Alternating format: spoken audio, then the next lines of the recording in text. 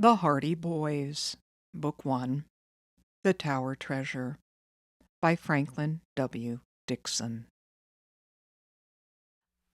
Chapter 20, The Escape. "Let us out of here!" Frank shouted at Hobo Johnny. "You can't get away with this!" Joe yelled. The man on the water tower roof gave a loud guffaw. "You think I ain't got no brains? Well, I got enough to know when I'm well off. I ain't in no hurry to collect that treasure you found in the tower. A few days from now will be all right for me to sell it." "A few days from now!" Joe exclaimed, horrified. "By that time we'll be suffocated or die of starvation." Frank put an arm around his impulsive brother's shoulder. In a low tone he said, "We won't do either, Joe. I don't think it's going to be too hard to get out of here. If not by the trapdoor, we'll hack our way out through one side of the tank." Joe calmed down and both boys became silent. This seemed to worry Hobo Johnny, who called down, "What are you guys up to?" No answer. "Okay, I'm leaving you now, but I'll be back for that treasure. Don't try any funny stuff or you'll get hurt." The man on the roof waited a few moments for an answer. Receiving none, he shuffled across the tower to the ladder. "I hope he doesn't break all the rungs," said Joe worriedly. "We won't be able to get down." Again, Frank patted his brother on the shoulder. "I noticed an iron pipe running from the top of this tower to the bottom," he said. "If necessary, we can slide down the pipe." "How long do you think we should wait before trying to break out of here?" Joe asked. Before replying, Frank pondered the situation. Not knowing anything about Hobo Johnny's habits, he wondered how far away from the tower the man would go. If not far, the boys might find him waiting below and a tough person to handle.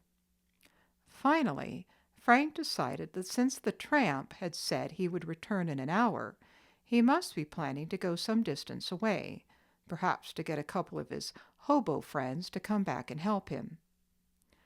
"I'd say that if we leave in 15 minutes, we'll be safe," was Frank's conclusion. Every second seemed like an hour, but finally, when the 15 minutes were up, the boys lifted a plank and tried to push up the trap door. It would not budge. "Where do we try next?" Joe questioned. Frank was examining the seams around the trap door with the flashlight. Presently he pointed out a section where the wood looked completely dried out. "It shouldn't be too hard to ram a hole here, Joe. Then you can boost me up so I can reach through and turn the handle on the lock." Joe picked up a crowbar and jabbed the sharp end between the edge of the trap door and the board next to it. There was a splintering sound. He gave the tool another tremendous push. The seam widened. Now he and Frank together wedged the end of the crowbar up through the opening. In a few moments they had sprung the two boards far enough apart so that Frank, by standing on Joe's shoulders, could reach his arm through the opening. He found the handle, which locked the trap door, and turned it. Joe pushed up the door with the plank. The boys were free. Frank pulled himself up through the opening and hurried to the edge of the roof. He looked all around below. Hobo Johnny was not in sight.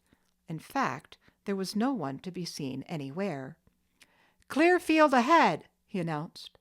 Now the boys began to carry out their original intention of removing the stolen property from the old water tower. Frank went back to the trap door, and Joe handed up the sack, then joined his brother on the roof.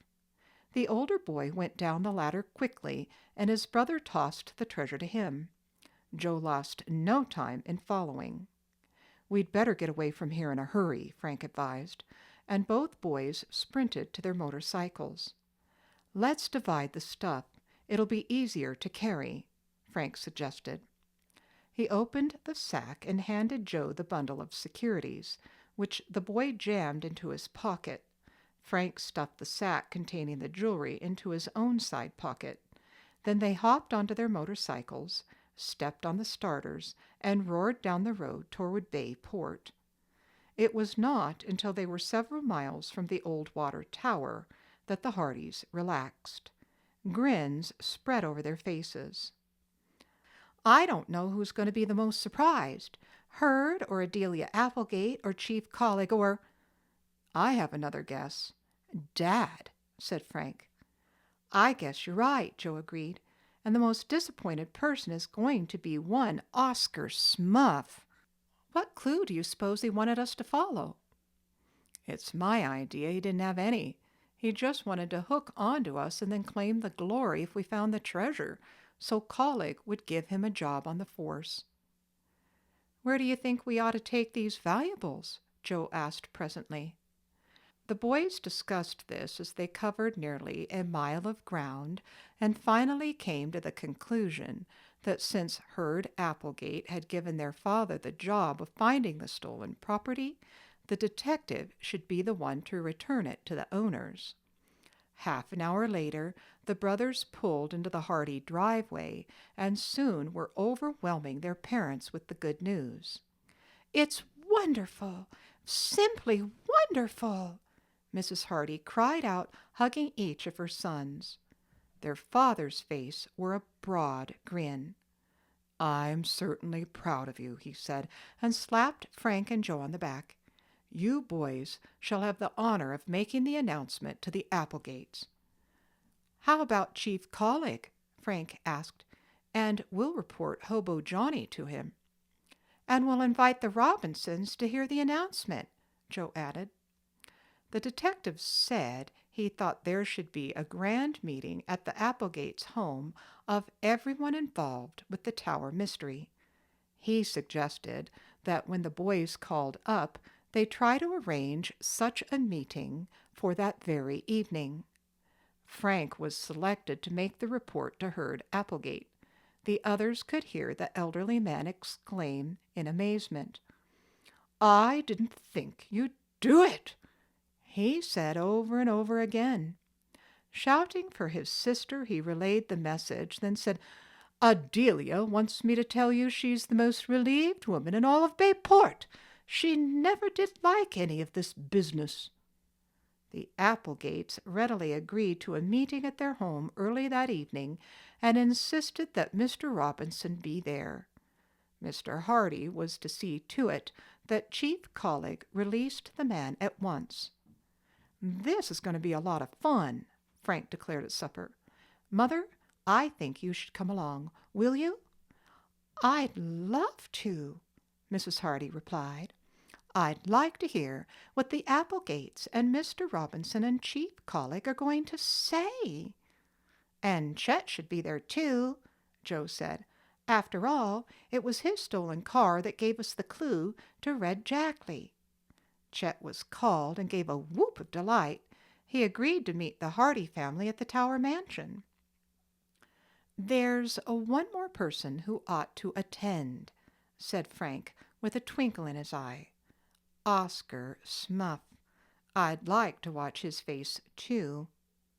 At least we should tell him that the mystery has been solved, Joe spoke up. Frank waited until his father had phoned Chief Collig, who promised to release Mr. Robinson at once and bring him out to the Applegates' home. Then Frank called Detective Smuff. He could not resist the temptation to keep Smuff guessing a little longer and merely invited him to join the conference for a big surprise.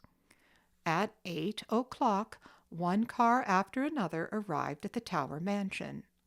When the Hardy family walked in, they found all the Robinsons there. The twins rushed up to Frank and Joe and hugged them. Slim and his father shook the brothers' hands fervently, and Mr. Robinson said, How can I ever thank you? There were tears in his wife's eyes, and her voice trembled as she added her appreciation for what the Hardy boys had done. "You'll never know what this means to us," she said. Oscar Smuff was the last to arrive. Instantly he demanded to know what was going on. Frank and Joe had hoped to have a little fun with him, but Tessie and Paula, unable to restrain their enthusiasm, shouted, "Frank and Joe Hardy found the jewelry in the papers! They're real heroes!" As Frank and Joe reddened in embarrassment, Detective Smuff looked at them disbelievingly. "You?" he almost screamed. "You mean the Hardy boys found the treasure?" As all the others nodded, Slim spoke up. "This means that my father is completely exonerated." "But how about that $900? Smuff demanded suspiciously. "What's the explanation of where your father got that?" Mr. Robinson straightened up.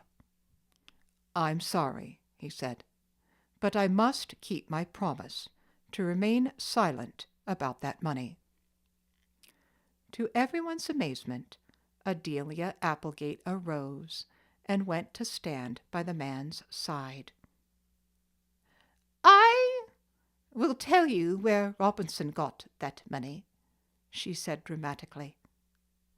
"At my own suggestion, I loaned it to him." "You?" her brother shouted disbelievingly. "Yes. This was one time when I didn't ask your advice because I knew you wouldn't agree. I knew Robinson needed the money, and I really forced him to borrow it, but made him promise to tell no one where he got it. Then, when the robbery took place, I didn't know what to think. I was sick over the whole affair, and I'm very, very glad everything's cleared up." Mrs. Applegate's announcement astounded her listeners. Robinson stood up, shook her hand, and said in a shaky voice, "Thank you, Miss Adelia." Heard Applegate cleared his throat, then said, "I'd like to make an announcement. Will you all please sit down?" After everyone had taken seats in the large living room of the mansion, the owner went on. "My sister Adelia and I have been talking things over. This whole robbery business has taught us a great lesson. In the future, we're not going to be so standoffish from the residents of Bayport. We're going to dedicate part of our grounds, the part with the pond, as a picnic and swimming spot for the townspeople." "Super!" exclaimed Chet, and Mrs. Hardy said, "Oh, I know everyone will appreciate that." I haven't finished," Herd Applegate went on. "I want to make a public apology to Mr. Robinson. Adelia and I are extremely sorry for all the trouble we've caused him. Robinson, if you will come back and work for us, we promise to treat you like the gentleman you are. We will increase your salary, and we have decided to build that greenhouse you want. You'll have free rein to raise all the rare flowers you wish to." There was a gasp from everyone in the room. All eyes were turned on Mr. Robinson. Slowly he arose from his chair, walked over to Mr. Applegate, and shook his hand. "No hard feelings," he said. "I'll be happy to have my old position back, and with the new greenhouse, I'm sure I'll win a lot of blue ribbons for you and Miss Adelia." As he returned to his chair, Mr. Applegate said, "There's just one more item of business, the reward. The $1,000 reward goes to Frank and Joe Hardy, who solved the mystery of the Tower treasure." $1,000? exclaimed Detective Smuff. "Dollars, Mr. Smuff, dollars," Adelia Applegate corrected him severely. "No slang, please. Not in Tower Mansion." 1,000 iron men, Smuff continued, unheeding. 1,000 round, fat, juicy smackers for 2 high school boys. A real detective like me. The thought was too much for him. He dropped his head in his hands and groaned aloud. Frank and Joe did not dare to look at each other. They were finding it difficult to restrain their laughter.